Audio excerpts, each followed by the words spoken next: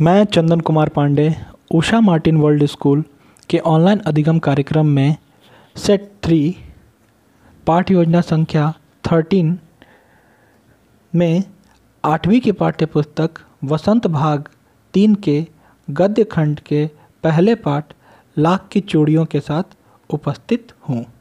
कहानी की शुरुआत से पहले पिछले दिन पढ़ी गई कहानी के घटनाक्रमों की यदि बात करें तो हम यह जान पाते हैं कि लेखक जब छोटा था तो हर वर्ष अपने स्कूल की गर्मी की छुट्टियों में ननिहाल अपने मामा के पास जाया करता था और 1-1.5 महीना रहकर आता था। वहीं लेखक के ननिहाल में एक बदलू नाम का व्यक्ति था जिसे मामा के गांव का होने के कारण लेखक को उसे बदलू मामा कहना चाहिए था, लेकिन सभी बच्चे उसे बदलू काका कहते थे, इसलिए लेखक भी उसे बदलू काका ही कहता था। वह पेशे से मनिहार अर्थात चूड़ियाँ बनाने वाला था। वह लाख की सुंदर सुंदर रंग बिरंगी चूड़ियाँ बनाता था। यह उसके पूर्वजों का कारोबार था जिसे वह आगे बढ़ा रहा था। उसकी बनाई चूड़ियाँ इतनी प्रसिद्ध थीं कि उसके गांव के साथ साथ दूसरे गांव की स्त्रियां भी उससे चूड़ियाँ लेने आती थीं। तो वहीं लेखक का मामा के घर जाने के चाव का कारण था लाख की रंग बिरंगी गोलियां जो उसे बदलू दिया करता था।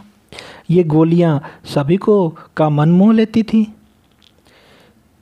इसी क्रम में हम बदलू के द्वारा बनाई गई चूड़ियों के निर्माण की प्रक्रिया के बारे में यदि बात करें तो बदलू का मकान गांव के में कुछ ऊंचाई पर था।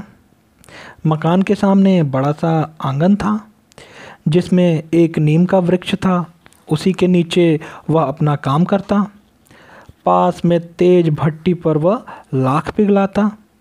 लकड़ी की चौखट पर लाख को मुलायम करके पतली सलाख पर का रूप देकर चूड़ी का आकार प्रदान करता। खूब सारी चूड़ियों को एक साथ बनाकर उसे बेलन नुमा लकड़ी के गोल गुटके पर चढ़ा देता। फिर जब लाख के रूप में चूड़ियाँ जम जाती तो उन्हें एक एक करके रंगता था। अब आगे की कहानी को पढ़ते हैं और समझते हैं। लाख की चूड़ियाँ भाग 2। बदलू यह कार्य सदा ही एक मचिए पर बैठकर किया करता था जो बहुत ही पुरानी थी। बगल में ही उसका हुक्का रखा रहता जिसे वह बीच बीच में पीता रहता। गांव में मेरा दोपहर का समय अधिकतर बदलू के पास बीतता। वह मुझे लला कहा करता और मेरे पहुंचते ही मेरे लिए तुरंत एक मचिया मंगा देता। मैं घंटों बैठे बैठे उसे इस प्रकार चूड़ियाँ बनाते देखता रहता। लगभग रोज़ ही वह 4-6 जोड़े चूड़ियाँ बनाता।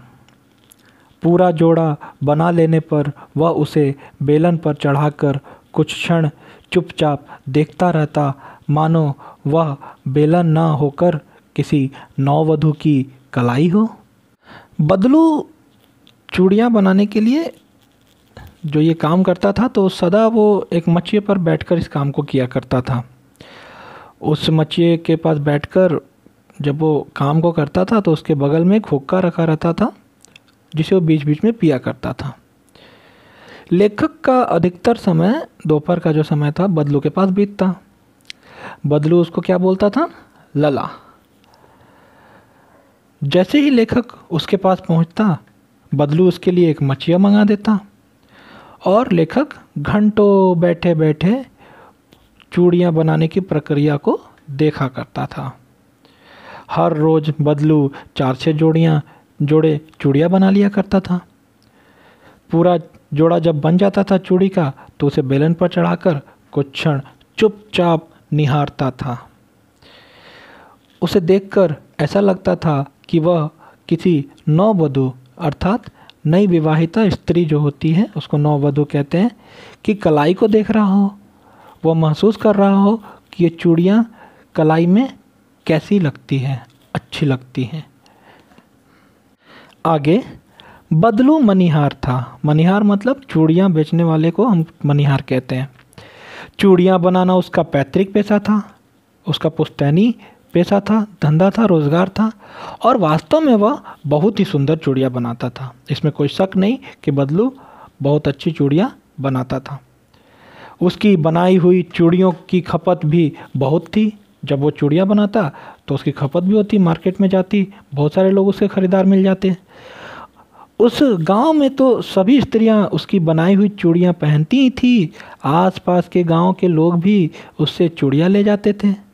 अर्थात उसके गांव की जो स्त्रियां थी वो तो लेती ही थी चूड़ियाँ, अगल बगल के गांव में भी बदलू की चूड़ियाँ जाती थी। वो इतनी अच्छी चूड़ियाँ बनाता था, परंतु वह कभी भी चूड़ियों को पैसे से बेचता ना था। चूड़ियों के बदले वो पैसे नहीं लिया करता था। उसका अभी तक वस्तु विनिमय का तरीका था। अब वस्तु विनिमय होता है मतलब एक वस्तु के बदले दूसरी वस्तु। मान लीजिए मेरे पास 4 चॉकलेट हैं और मुझे 2 आइसक्रीम की ज़रूरत है, तो मैं अपने 4 चॉकलेट को देकर और उसी के हिसाब से मैं उसकी कीमत के हिसाब से, उसके लागत के हिसाब से उससे आइसक्रीम ले लूँ। अर्थात जिसमें पैसे का लेन देन ना हो, वस्तु के बदले वस्तु लेना। बार्टर सिस्टम इकोनॉमिक्स में एक शब्द आता है, बार्टर सिस्टम, उसमें उसी को हम वस्तु विनिमय कहते हैं। उसका अभी तक वस्तु विनिमय का तरीका था और लोग अनाज के बदले उससे चूड़ियाँ ले जाते थे। लोग अनाज देते और बदले में क्या ले जाते थे? चूड़ियाँ। बदलू स्वभाव से बहुत सीधा था। उसका स्वभाव बहुत ही सीधा और सरल था। मैंने कभी भी उसे किसी से झगड़ते नहीं देखा। लेखक ने बदलू को कभी किसी से झगड़ा करते हुए नहीं देखा।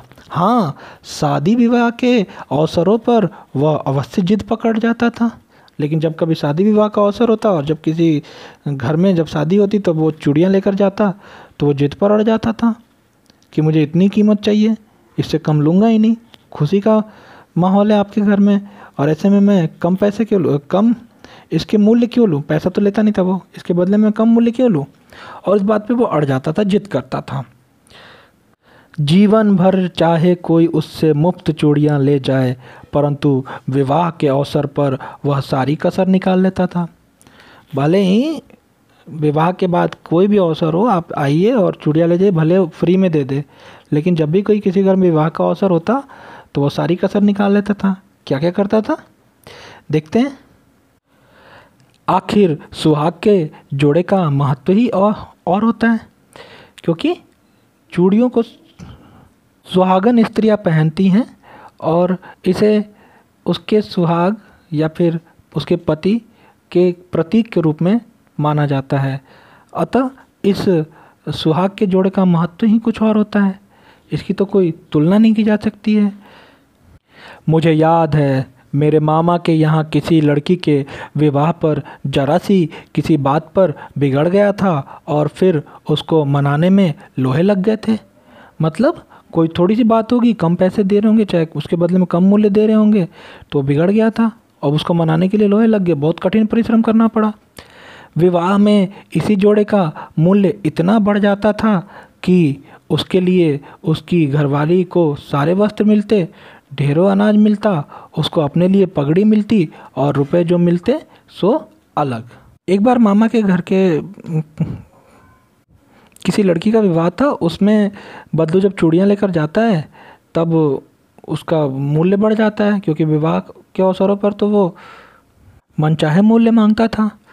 अब इस कारण उसे क्या क्या देना पड़ा, उसके लिए, उसकी घरवाली के लिए सारे वस्त्र मिले, कपड़े मिले उसके दोनों, बदलू और बदलू की पत्नी के लिए, ऊपर से ढेरों अनाज मिला उस चूड़ी के बदले, उसको अपने लिए पगड़ी भी मिली और रुपए जो मिले वो अलग से। तो इस प्रकार कहानी के दूसरे भाग में हमने बदलू के वस्तु विनिमय की प्रक्रिया को समझा और शादी विवाह के अवसरों पर उसके मुंह मांगे मूल्य के मांगने के पीछे के कारणों को समझा।